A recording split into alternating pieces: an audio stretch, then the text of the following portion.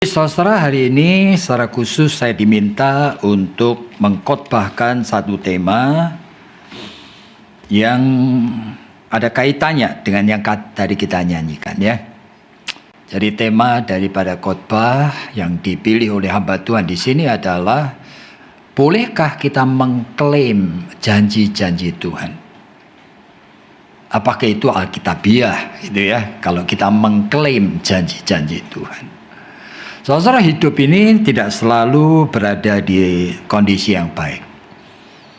Bahkan di dalam kondisi yang oke-oke aja, mungkin kita tidak menyadari kalau kita membutuhkan Tuhan. Kadang-kadang kita bertemu dengan realita hidup yang membuat kita kadang-kadang juga malu kalau kita mengakui. Hanya pergi ke suatu tempat yang penuh mobil, kita mau cari akan parking space saja, kita doa-doa, Tuhan tolong, Tuhan tolong, Tuhan tolong ya. Kalau anak-anak kita lagi mau ujian, kita selalu ingat Tuhan.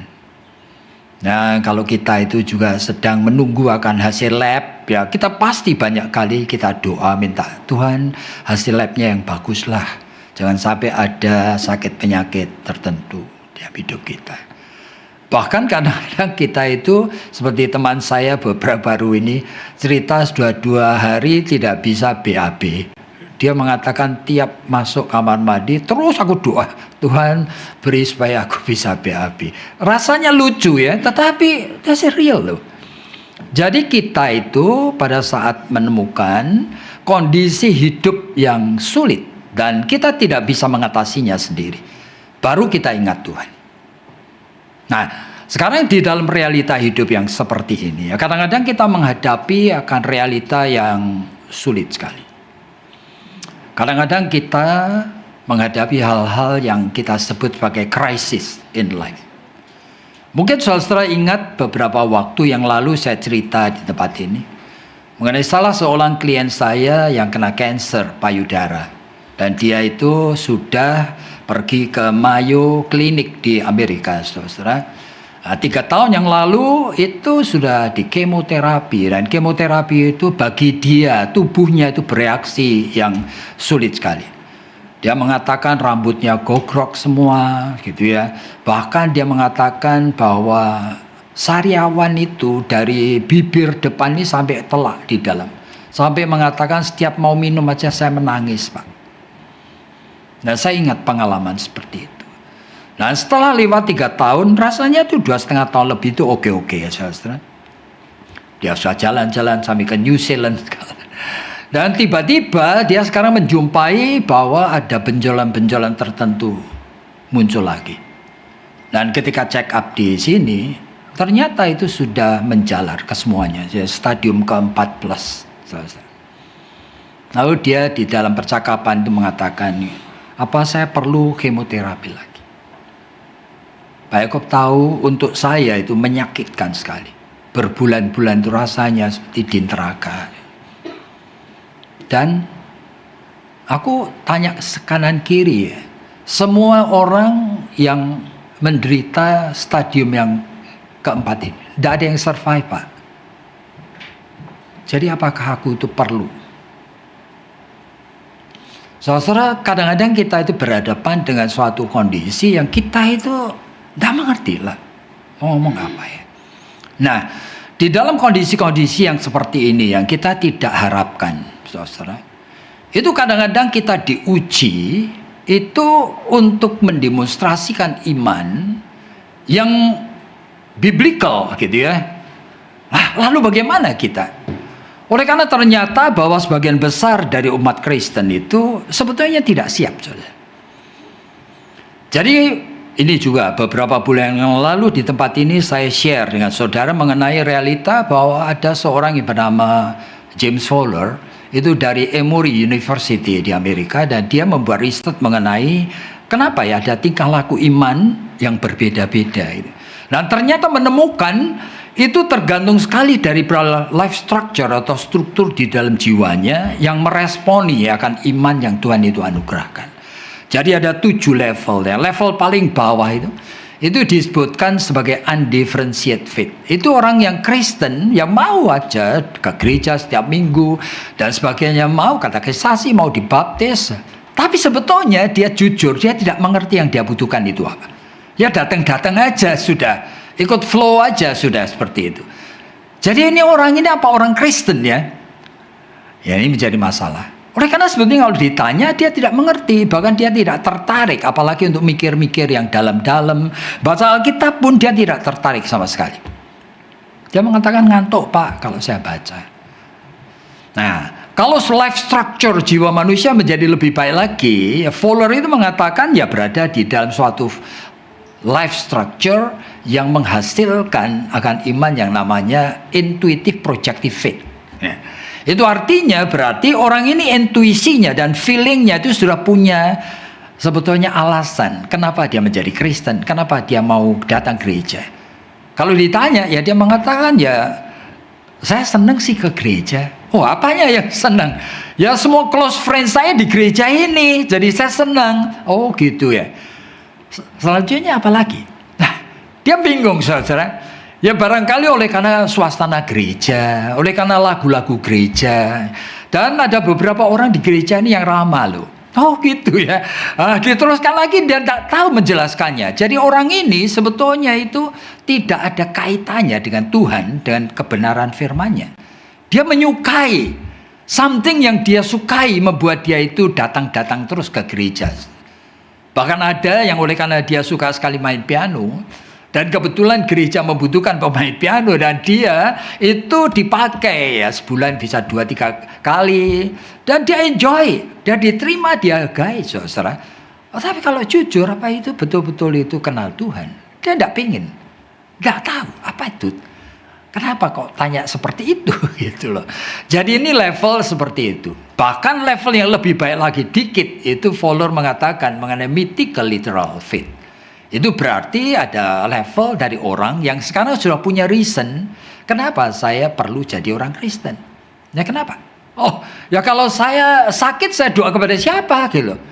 Jadi kalau saya lagi mengalami kesulitan usaha saya supaya maju, saya minta kepada siapa? Jadi orang mythical literal ini adalah orang-orang Kristen yang isi doanya minta-minta terus. Doa itu minta-minta terus.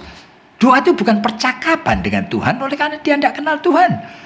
Jadi orang mythical itu kadang-kadang disebutkan mythical tapi sintesisnya dengan literal itu oleh karena kadang-kadang tingkah lakunya mengagumkan saudara.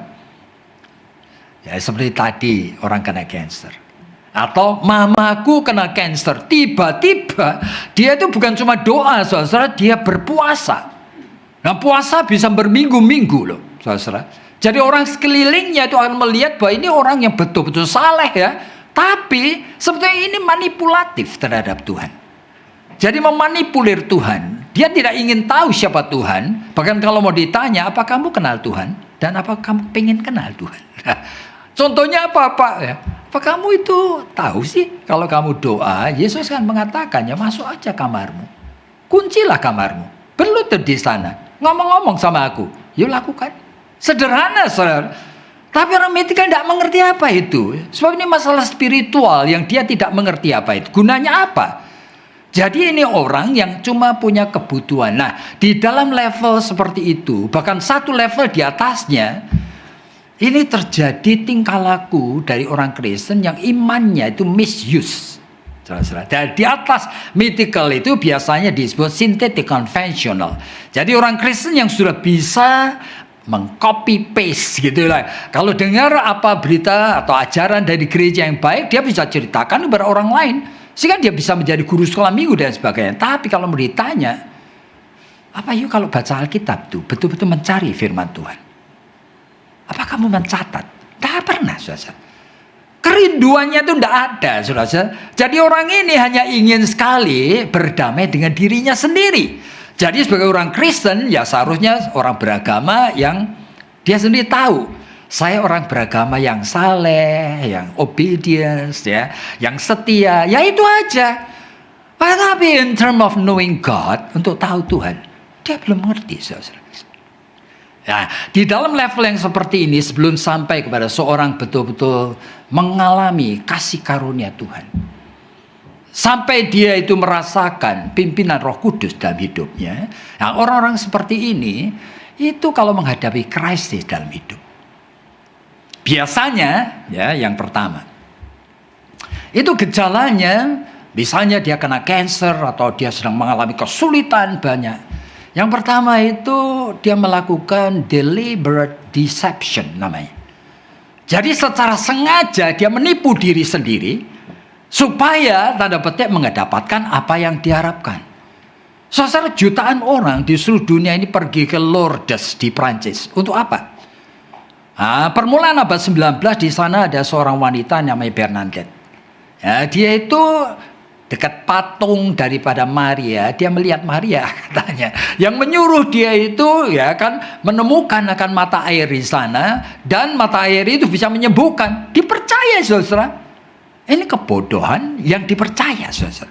Saya mempunyai seorang teman itu naik motor, kemudian ada daun kering itu kebetulan jatuh persis kena matanya. Matanya luka saya sedikit. Sejak itu ya, mata kiri itu blur gitu, blur gitu. Wah, dia sudah ke dokter berkali-kali, dikasih macam-macam obat. Lama, sembuhnya itu lama. Lah, saya ingat sekali, dia cerita dengan saya. Seorang temannya itu membawa akan air putih yang didapat dari Gunung Kawi. You tahu di daerah Jawa Timur sana. Dan dia mengatakan kepada teman saya ini, you ndak usah tanya gitu loh. Yang penting diminum aja. Saya yakin you akan sembuh. Ini sudah menunggu beberapa minggu. Matanya blur terus. Dia tergoda sekali untuk melakukan deliberate deception. Itu artinya penipuan terhadap diri sendiri, saudara. Ya, yang itu. Yang sebetulnya itu seringkali kita klaim sebagai, ya kan, memaksa, Tuhan Engkau maha baik. Kenapa Engkau tidak menolong aku? Ya aku lakukan apa saja begitu. Yaitu deliberate deception yang pertama. Tapi yang kedua, itu seringkali orang pada saat menghadapi krisis dalam hidup, dia berani bargaining with God. Tawar-menawar. Tuhan, mungkin aku ada dosanya. Ya aku berjanji kalau sampai Engkau menolong, aku berjanji akan memberikan bukan cuma perpuluhan, 50% kekayaan. Aku akan melayani, aku akan memberikan anakku laki-laki untuk sekolah pendeta. Bargaining. Saudara, seorang yang bernama Elizabeth Kubler-Ross itu orang yang mengarang buku yang judulnya The Death and Dying. Nah, di dalam cerita dan buku itu dia memberikan ada 4 tahapan orang menghadapi krisis. Ya, misalnya aja dia dengar dari orang, aduh suamiku itu naik motor tabrakan. Sekarang dibawa oleh ambulans di tengah jalan, dibawa ke rumah sakit. Apa yang muncul? Ya, seorang yang mendengarkan itu, istrinya atau anaknya, yang pertama kali shock. Nah, setelah shock itu kemudian dia bargaining. Sambil dia pergi ke rumah sakit itu, dia terus ngomong, Tuhan, tolong jangan sampai terjadi hal yang aku takutkan. Please, help. I promise. Nah, itu bargaining. Aku selama ini jauh dari Tuhan. Aku mau betul-betul itu dekat dengan Tuhan. Aku melayani Tuhan. Ya. Tapi, ya, Kubler-Ross mengatakan begitu dia sampai ke rumah sakit, menjumpai ternyata suaminya sudah koma. Dan dokter mengatakan hopeless. Oleh karena ini damage-nya itu sudah membuat sulit sekali untuk dibangunkan lagi. Dari bargaining dia anger. Marah kepada Tuhan. Ya kan? Nah, saudara, setelah marah, akhirnya juga tiba waktunya. Manusia itu terpaksa itu harus berdamai dan menerima. Berarti belajar untuk ngapain? Menerima. Tapi depresif. Biasanya sedih sekali. Tidak bisa mengucapkan kalimat-kalimat apa yang dia mau katakan. Hidup ini merasa tidak fair. Tapi nanti mulai naik lagi. Ya dia paksa saya harus menerima. Jadi life itu di dalam siklus seperti itu, saudara. Ya kadang-kadang manusia menghadapi akan krisis itu dia kemudian itu twisting gitu ya, mencoba untuk mengganti akan berita-berita Alkitab. Dia fokus hanya kepada apa yang dia mau dalam Alkitab. Dia tidak mau baca Alkitab, bagian Alkitab yang bakal membuat dia bimbang gitu ya. Kenapa sih kok ada Alkitab ngomong seperti ini gitu loh. Seperti misalnya kepada Paulus, ya kan, dalam 2 Korintus pasal 12. Paulus itu kurang apa? Dan dia mengatakan dia sakit, ada duri dalam dagingnya. Dia begging kepada Tuhan. Tapi Tuhan mengatakan, no, my grace is sufficient. Anugerahku untukmu sudah cukup. Kamu tidak akan sembuh. Waduh. Kenapa kok ada seperti itu? Aku tidak mau tahu. Ya itu namanya saudara twisting. Jadi bagian Alkitab ada puluhan, ada ratusan ayat. Saudara hanya mau fokus pada yang tertentu saja. Begitu. Nah kita hati-hati. Bukankah Tuhan mengatakan dalam Alkitab, Tuhan itu penuh kasih. Matius pasal 7 kan mengatakan minta, kamu akan diberi. Ketuk pintu, pintu akan dibuka. Sekarang aku mengetuk pintu. Sudah seminggu, sudah 2 minggu. Tuhan, barangkali kurang lama. Barangkali masih ada dosa yang tersimpan. Nah itu. Jadi maunya hanya berpikir mengenai itu. Dan tidak mau sampai di dalam jiwa ini. Kemudian muncul keinginan untuk melihat aspek-aspek lain daripada Alkitab. Bahkan dalam Matius pasal 21 ayat 22. Yesus kan mengatakan. Jikalau kamu minta. Dengan penuh keyakinan. Kamu akan dikabulkan. Nggak keliru loh ayat itu. Betul ada. Barangkali mungkin aku minta dengan penuh keyakinan, tapi nilai barangkali aku tuh kurang tekun, kurang lama. Lalu dia itu lihat, oh, Markus pasal 8. Itu kan ayat yang mengatakan ada seorang hakim yang hatinya jahat, hati nuraninya jahat. Dia tidak peduli manusia, saudara, tapi ada seorang janda yang pagi, siang, malam minta dibela. Lalu disebutkan oleh Yesus, ya daripada aku terganggu, ya sudah aku akan bantu kamu. Nah, Yesus kan mengatakan kalimat, jikalau hakim yang jahat aja, finally, akhirnya membantu kamu, apalagi Bapa di surga. Kan ada. Jadi twisting itu artinya kita sebetulnya hanya mau membaca bagian-bagian dari Alkitab yang menolong aku. Yang menguatkan keyakinanku, gitu ya. Ada toh. Meskipun bagian daripada Markus 8 itu diakhiri dengan kalimat seperti ini. Tetapi, jikalau anak manusia datang kelak, apakah ada iman di bumi? Itu kata-kata Tuhan. Berarti kalimat tersebut itu perumpamaan mengenai hakim yang akhirnya itu juga mau menolong janda ini. Kan sebetulnya Yesus mengingatkan. Apakah itu lahir daripada iman yang benar? Nah, kalau lahir dari iman yang benar, itu apa artinya? Begitu loh. Nah, jadi orang-orang itu menghadapi akan krisis. Kadang-kadang itu terpaksa. Dia itu harus melakukan itu, ini, itu, ya kan. Bahkan yang kita itu sedang bicarakan saat ini. Claiming. Jadi kita mengklaim bahwa engkau itu adalah yang berjanji. Ya. Masakan engkau tidak mau menolong? Anak dari orang-orang ini yang sakit ini masih kecil-kecil Tuhan. Aku diajarin untuk mempunyai hati nurani, mengasihi orang yang susah. Dan engkau yang menciptakan itu, masa engkau tidak mengasihi yang susah? Jadi saudara, beberapa waktu yang lalu itu selama 3 bulan saya bergumul di dalam doa bersama dengan istri daripada seorang pendeta, gitu ya, hamba Tuhan, dan anak-anaknya, dan beberapa teman dekatnya. Nah ini teman ini Pak Sao kenal baik. Jadi dia itu sebetulnya kena penyakit yang sederhana sekali, yaitu cuma appendicitis. Jadi usus buntu gitu loh yang infeksi. Tapi dia ke dokter, dokter mengatakan ini cuma kembung perut apa dan sebagainya. Karena kalau dipecah-pecah tidak sakit saja. Jadi memakai obat-obatan yang biasa aja. Ternyata itu pecah. Nah, buru-buru dibawa ke rumah sakit, kemudian coba dibersihin, sudah kemana-mana. Artinya dokter itu sampai membuka perutnya, besarnya segini saja, dari atas ke bawah. Dan saya juga lihat ususnya tiap hari dibersihin, ditutup, dijahit lagi, ya kan? 2-3 hari lagi panas lagi infeksi, sudah kemana-mana saudara. Lalu sampai saya begging, ya kan, minta kepada pimpinan rumah sakit itu, jangan give up, please don't give up. Karena dokternya sendiri sudah give up pada bulan pertama. Saya mengatakan, kalau masih bisa, sampai dia pinjamkan suatu alat khusus dari Singapura. Dokternya dari Singapura pun lihat. Ya, mudah-mudahan dengan itu dia akan bersih. Oke. Tiap hari kita ngomong-ngomong dan pergumulan itu. Ya, si A ini dalam imannya itu tetap mengatakan, aku tidak akan give up. Aku percaya Tuhan itu baik.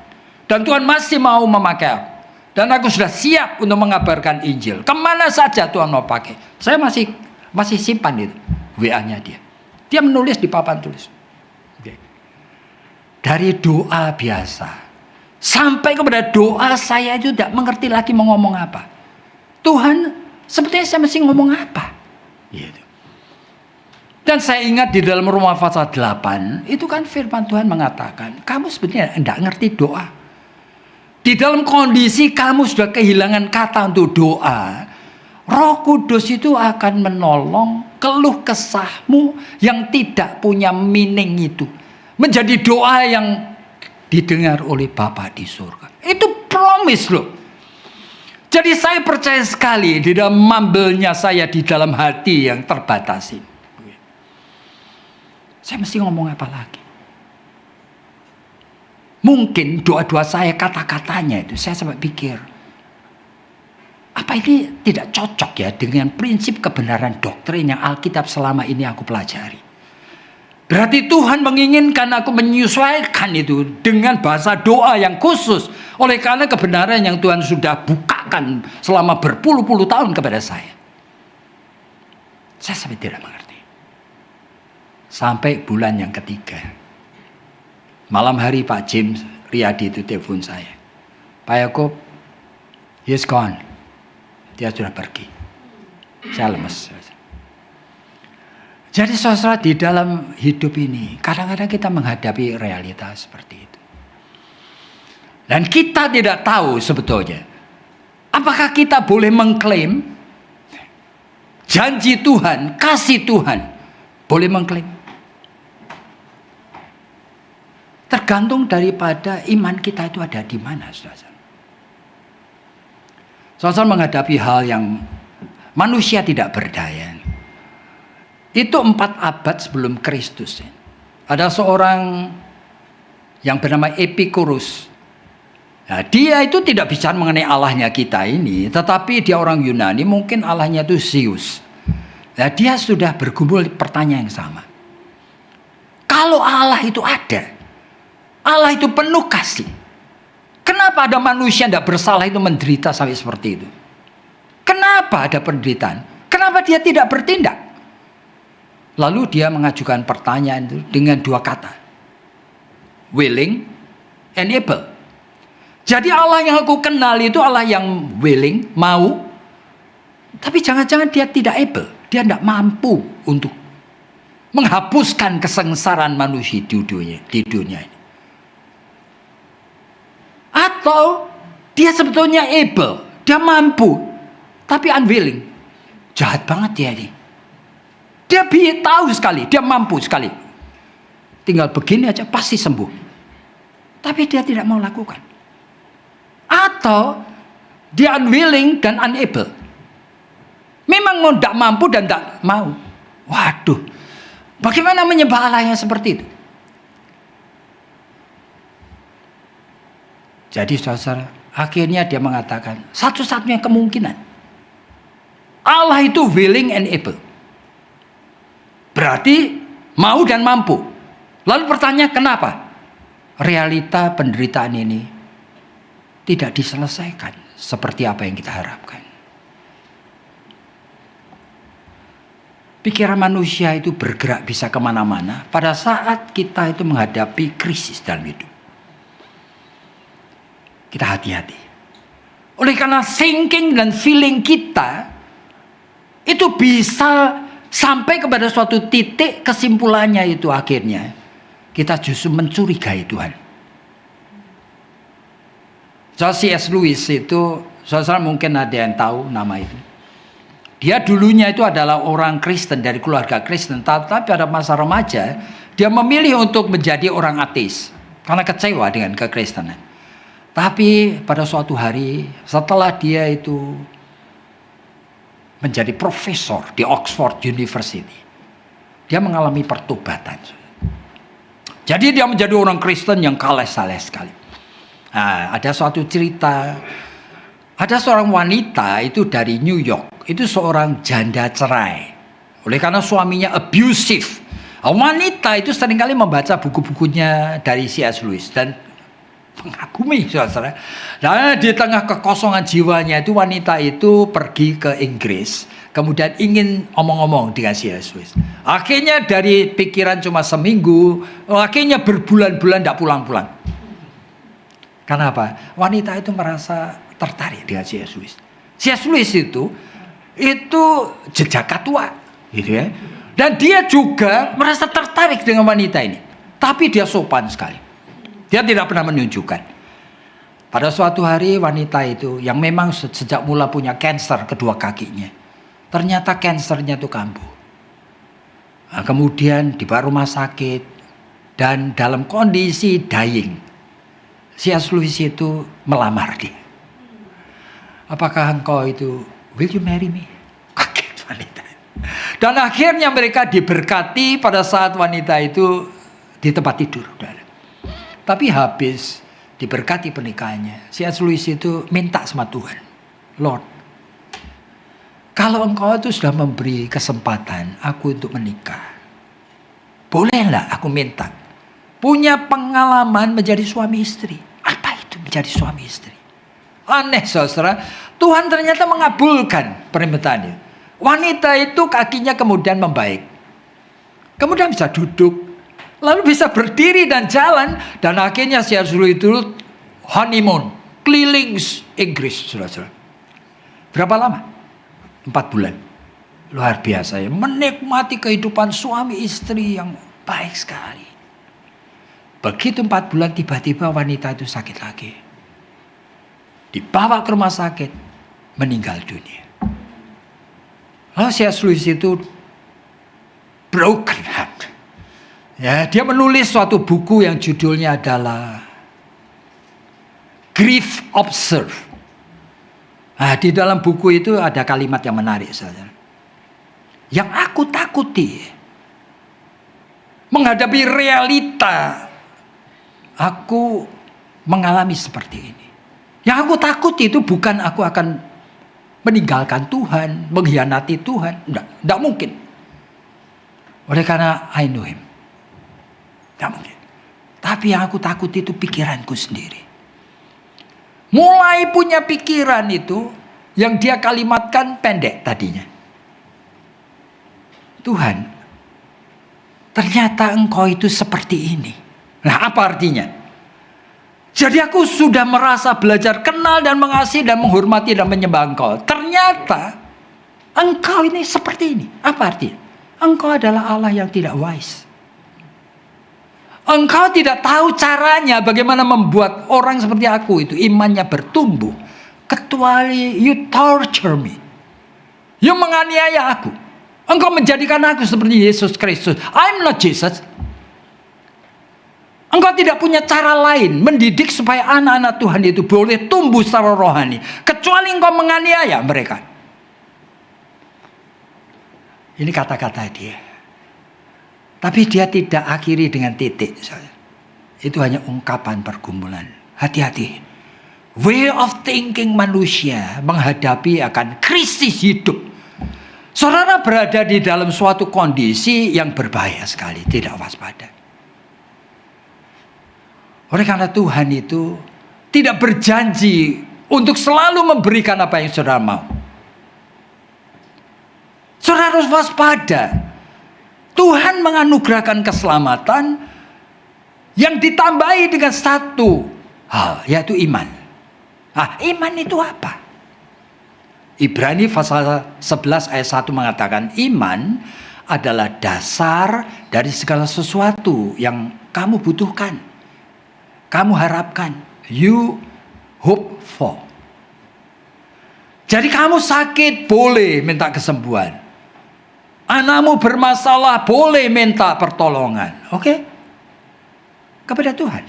Oke. Tapi iman itu ada sisi lain di sini. Bukan hanya dasar segala sesuatu yang kamu harapkan.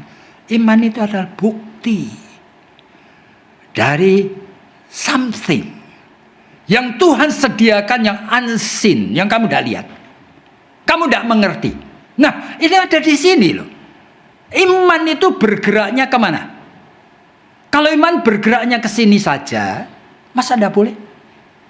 Saudara berhak minta.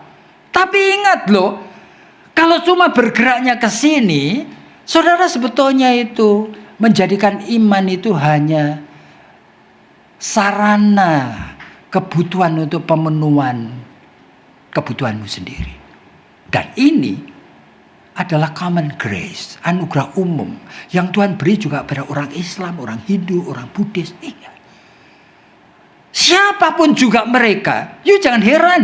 Ada orang Muslim juga kena kanker disembuhkan. Orang-orang Buddhis yang anaknya narkoba enggak karuan juga dipulihkan. Tapi ini tidak ada formulanya.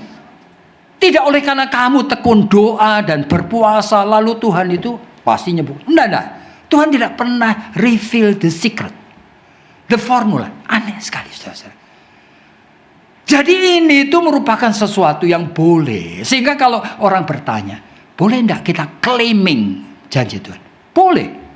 Asal kamu tahu, claimingmu Tuhan pasti menolong aku, gitu ya. Lahir dari cintamu kepada Tuhan atau nafsu. Nah, ini persoalannya. Di mana kamu itu seolah-olah mengatakan, Tuhan kalau aku tidak disembuhkan, aku tidak akan percaya Engkau lagi. Itu nafsu. Berarti apa? Segala sesuatu yang kamu pikir kamu butuhkan itu penentu nasibmu. Dan 1 Korintus pasal 15 ya. Paulus itu mengatakan, jikalau kamu membuat pengharapanmu kepada Kristus Yesus yang sudah mati dan bangkit itu hanya untuk kehidupan sekarang, nah, kamu orang paling kasihan. Kamu tidak mengerti dia, gitu. Jadi boleh tidak klaim? Boleh, asal itu lahir bukan dari jiwa yang nafsu. Ya kan? Lalu yang kedua, boleh enggak kamu berklaim? Boleh kalau lahir dari jiwa seperti anak kecil yang childlike, bukan childish. Anak kecil itu kalau childish toh, pokoknya udah, aku benci mami kalau nah itu childish. Itu anak kecil. Tapi childlike itu dengan murni. Ya meskipun tahu takut, kamu mau disuntik vaksin, anak itu jerit-jerit. Gitu ya. Tapi tetap juga mau digendong bapaknya. Oleh karena tahu. Itu artinya kemurnian hati. Nah, saudara bisa bayangkan. Jadi iman kita itu sebenarnya bergeraknya kemana? Jadi di antara dua tarikan itu harus make balance. Dan Yun tidak tahu sebetulnya apa. Oleh sebab itu, Tuhan itu mengatakan, kamu tidak perlu tahu secretnya. Pikiranku bukan pikiranmu. Aku mau bukakan, kamu bingung. Oleh karena pikiran Allah itu kompleks. Memakai semua aspek, mungkin ribuan, mungkin puluhan ribu. Yang saudara punya pikiran hanya bisa menampung beberapa saja. Jadi pikiranku bukan pikiranmu. Jalanku bukan jalanmu. Iman membuat kamu itu berani abide. Bukankah kamu itu carang-carangku? Nempel aja kepadaku pokok anggur ini. Nah, dan Tuhan nanti akan berbicara menuntun langkahmu. Barangkali kita akan dipimpin sama seperti Rasul Paulus yang akhirnya itu mengatakan, Tuhan, baru aku tahu ini. Makanya dalam Filipi pasal 3 Paulus sampai mengatakan, yang ku kehendaki ikut merasakannya cawan pahit kesengsaraan Kristus. Aneh sekali, saudara. Oleh karena dia itu dituntun oleh Tuhan. Tidak berarti setiap kita semuanya itu nanti akan begitu. Enggak, saudara.